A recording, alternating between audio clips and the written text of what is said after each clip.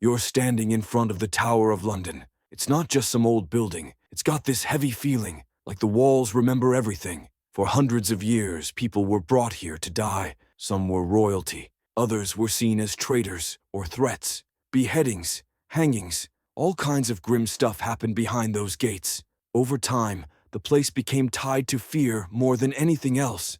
But here's what most people don't realize. The last execution here didn't happen in the Middle Ages, or even during the time of kings and queens. It happened in the 1940s. Yeah, World War II. And it wasn't some royal or political figure either. It was a German spy. To understand why this single act still remains so haunting, we have to go backward and look at the tower's place in the history of punishment in England. Built by William the Conqueror in the late 11th century, the tower became far more than a military stronghold. It was a prison, a place of intimidation, and a stage for state violence. Its walls resound with legendary names: Anne Boleyn, Catherine Howard, Lady Jane Grey, and Guy Fawkes. The executions that occurred there were not simply punishments, they were messages. The monarch wanted every person who observed those deaths to remember that disobedience had consequences. But by the 20th century, England had moved on from the ritualistic theater of public hangings and beheadings. Execution itself, though still legal, had been confined to more enclosed spaces, out of the public's view. The tower's bloody past had faded into history and into tourism. Visitors came to see the crown jewels, the ravens, and the armor of monarchs long dead. The notion that anyone would still die within its walls seemed positively medieval. But war changes all that. It was 1940, and Britain stood alone against Nazi Germany. France had been defeated, the Luftwaffe was bombing London, and invasion was a threat. It was under this climate of fear and suspicion that Josef Jakobs parachuted into England. He had a radio transmitter, maps, and forged papers with him, but fate was against him. He had injured his leg in the parachute drop and could not move. A farmer found him semi-conscious in a field, in no state to hide his mission. Jakobs was in British hands within hours. Spies apprehended during wartime were treated harshly. The Treachery Act of 1940 had left no room for doubt.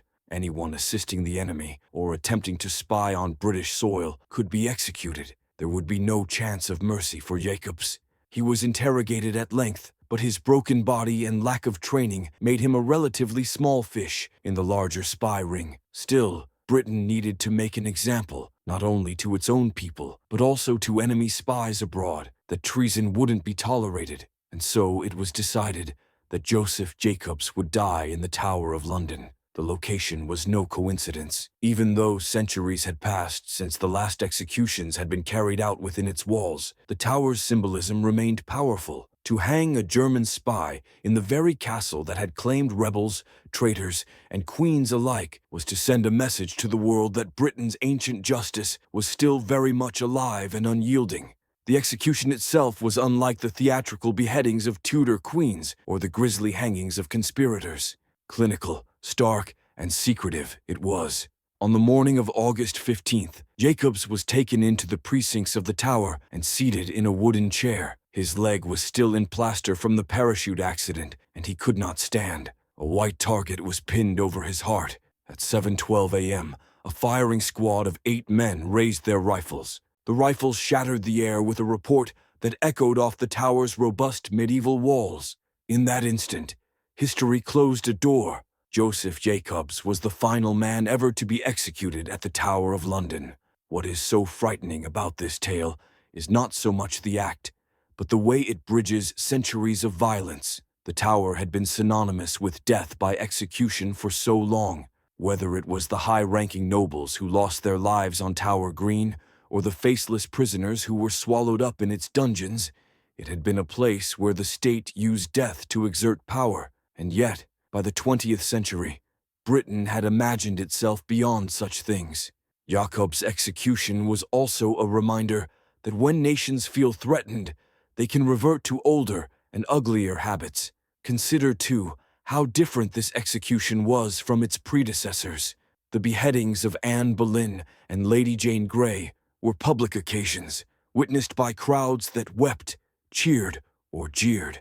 They were meant to be remembered, seared into the collective memory. Jakobs's execution, by contrast, was covert, observed by soldiers, officials, and a physician. No crowds were summoned, no proclamations were read. It was a weak copy of the ancient ritual, stripped of pageantry, but not of its inherent brutality.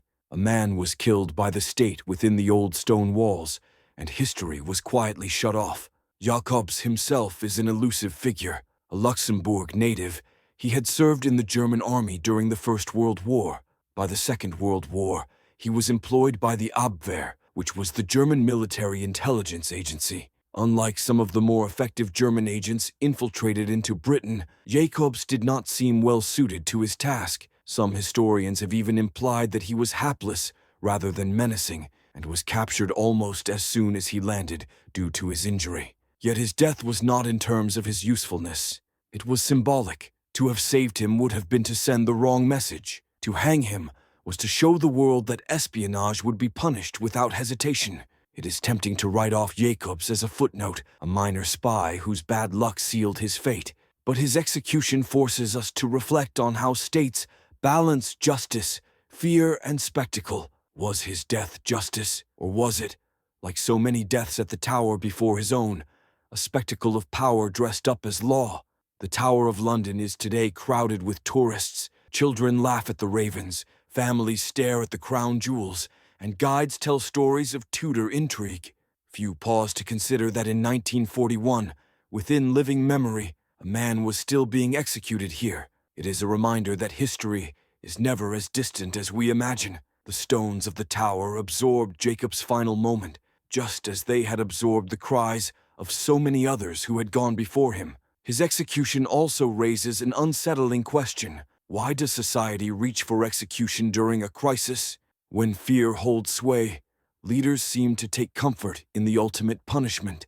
The Tower of London was no longer needed for justice by the 20th century, yet when Britain was imperiled by Nazi Germany, its old function was revived, if only briefly, in a dark chapter. It shows that the trappings of power, once created, never really die. They bide their time, dormant, until fear brings them to life again. Jakobs was buried in an unmarked grave in St. Mary's Catholic Cemetery in London, his story eclipsed by the far larger tragedies of the war. And yet, his place in history is unique. The last man to be executed at one of Britain's most infamous sites of punishment, a man whose death linked the medieval and the modern, the Tower's blood-soaked past, and the era of machine guns and aerial bombardment. Tourists can now walk past where Jakobs met his fate, oblivious to the seriousness of what had occurred there. The tower has polished its image into one of heritage and tourism, but beneath it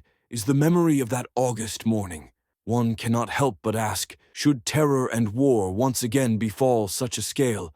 Could the tower, or its likes, once more be summoned back to their old roles? The story of the last execution in the Tower of London is not one of an individual spy or an individual war. It is a story about the theatrics of power, the effect of fear on justice, and the way that history has a way of reappearing when least expected. Jakobs's execution reminds us that beneath the surface of even the most civilized nations lies the possibility of old rituals of violence. And thus, perhaps the real lesson is not one of terror, but one of transformation.